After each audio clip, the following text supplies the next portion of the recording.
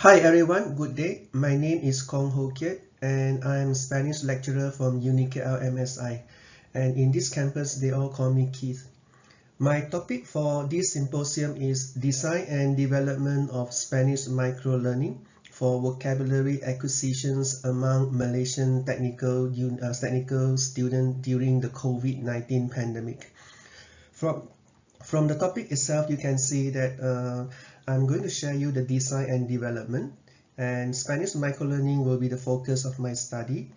Vocabulary acquisitions is the area or domain of my study, and Malaysian technical student will be the subject of my study, and the COVID-19 pandemic is the situation which is in line with the title or theme of UniKL Unitas.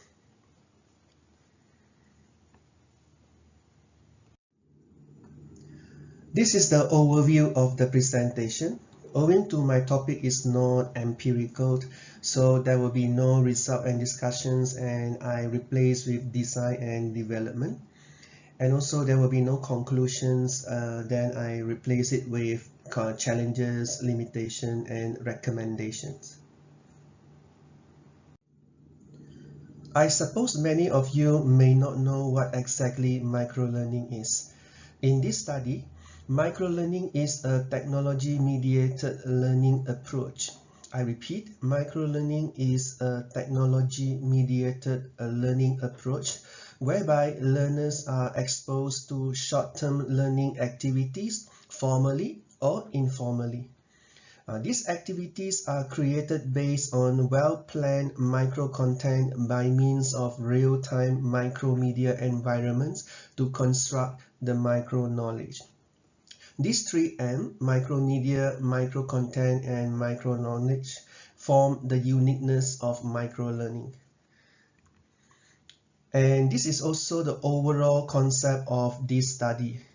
So multimedia technology coupled with the instructional design of microlearning, and these two is anticipated to motivate learners to exert more effort to learn the vocabulary we want them to learn, then they get the learning outcome here.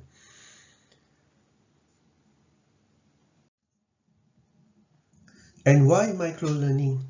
The bite-sized micro-learning allows me to steal some time from my student to learn something that they are less interested in, which is the foreign language in UniKL.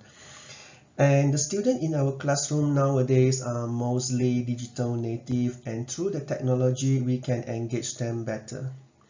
And thirdly, UniKL adopts a learner-centered approach. So the characteristic of these learners should be taken into serious considerations, and microlearning does. For example, the short attention span, easily distracted, or the autonomy that they seek, then microlearning can try to give them all these things. And continuously, we have microlearning can complement the formal learning. For instance, the student need to have relevant vocabulary to work well in the written class. So when we prepare them the vocabulary through the micro-learning, then they will have the vocabulary that needed for the classes that they are having. And in this study, vocabulary is chosen because of my teaching and learning context. From the four language skills like listening, speaking, reading, and writing, the students show a lack of vocabulary. Hence, microlearning is proposed as a method based on the target, the student, and also the context, the learning environment, like in the current university, UniKL. So actually, this is my PhD study, and today I'm going to present only these two parts, okay, for the symposium. To convince people about our study, it is always essential to have a theoretical support. So this phase one is to construct a theoretical model for microlearning based on a careful examination of the existing conceptual characteristic as well as the empirical observations of microlearning. After an extensive literature review, three theories were identified to underpin the study. First, CLT, Cognitive Load Theory from Sweller, and it says novel information should not exceed the working memory load for meaningful learning to occur, and this has something to do with the micro content. Second, CTML, Cognitive Theory of Multimedia Learning from Mayer, and it says people learn more deeply from words and pictures than from words alone. And this is related to the micromedia about technology. And lastly, we have SDT, Self-Determination Theory of Motivations by Deci and Ryan. It says individuals' motivation will be enhanced when the three inner psychological needs are satisfied. And the three psychological needs are autonomy, relatedness, and also the competence.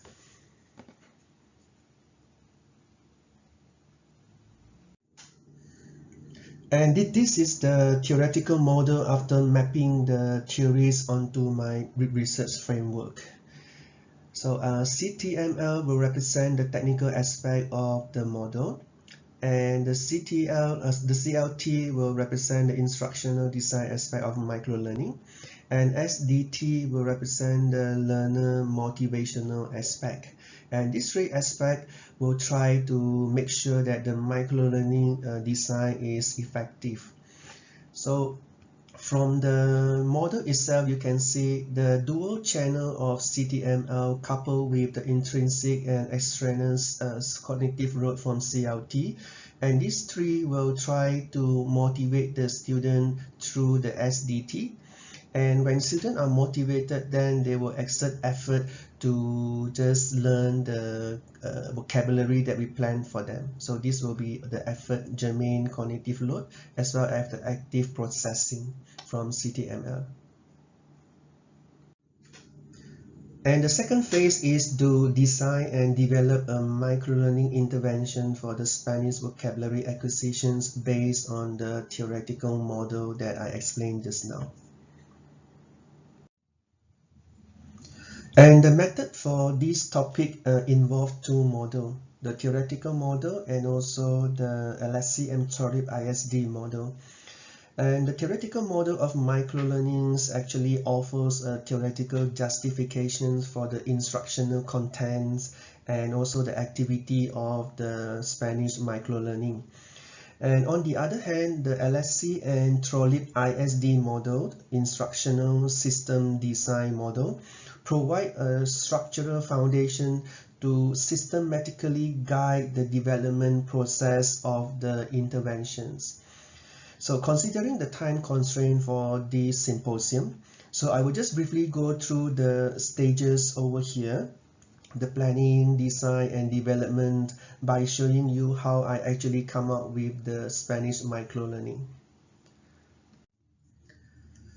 Okay, so this table actually shows the planning stage that the video has actually 8 segments here, and we name the segment like this, and each segment except the intro and outro, all of them, the rest here we have theoretical justifications, and also why we need to have each segment. We have the objective here, and lastly how are we going to get the resource to produce a segment.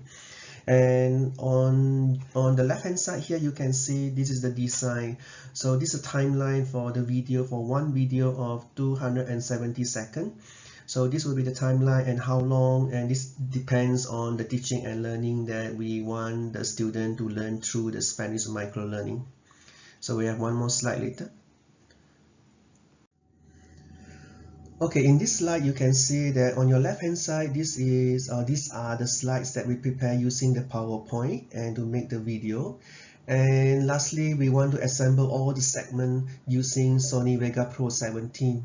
So this is the interface that you can see in the software. And this is the final version of my product. I call it Spanish Microlearning. And we will view the video, part of the video only because we do not have much time. And the video content of the 8 segment that I show you just now, the intro, the preamble, the PowerPoint, and then the quiz, contextualizations, closing, as well as the outro.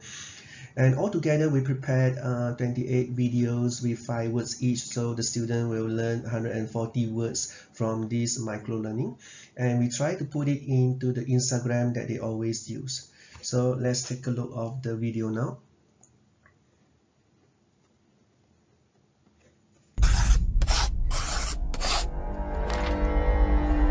This is the intro. Hola estudiantes. Hi students. ¿Cómo estáis? How are you all? This is a preamble. Thank you for watching the videos. Gracias por ver los videos. I believe your Spanish vocabulary is getting better now. Let's carry on. Today in this session number 28, the last session for this micro-learning,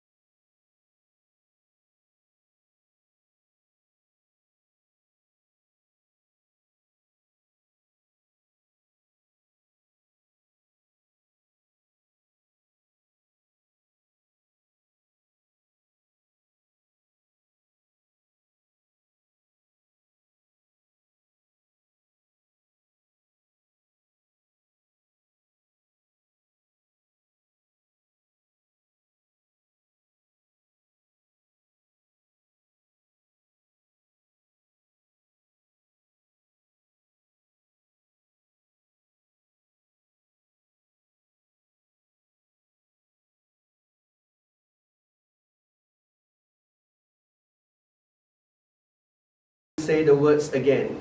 Alejandra, por favor. Let's recap the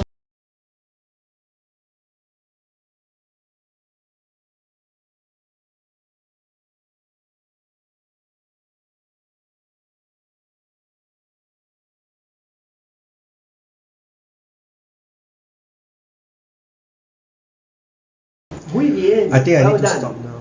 Come on. So as a conclusions, these are the challenges, limitation, and recommendation of the study. And there are some real challenges for us teachers, like preparing all the materials. Micro-learning material require much time and also effort from the teachers. And some of us may need extra training on how to use certain technological tools. The limitation of micro-learning is it is domain general. It means general knowledge like vocabulary can be delivered through micro-learning. The more specific knowledge, especially the more complex one like in the engineering, may not. Okay, micro-learning may not be able to support. And not forgetting also the technical limitations, for example, connectivity, internet bandwidth, and also the social limitations like learning together face to face. To overcome these challenges, then I have these 2 recommendations for you. And we suggest you to work together and to reduce the workload, okay, to complement each other's skills, something like this. And also we recommend to integrate the micro-learning into the normal teaching and learning nowadays, which is done online. And lastly, I want to say that micro-learning can help during the present pandemic crisis, as technology has proven to be more feasible, to be the more feasible channels for online teaching and learning to occur, especially during these critical situations. With this, ladies and gentlemen, I end my presentation. Thank you very much and muchas gracias. Adios. Goodbye.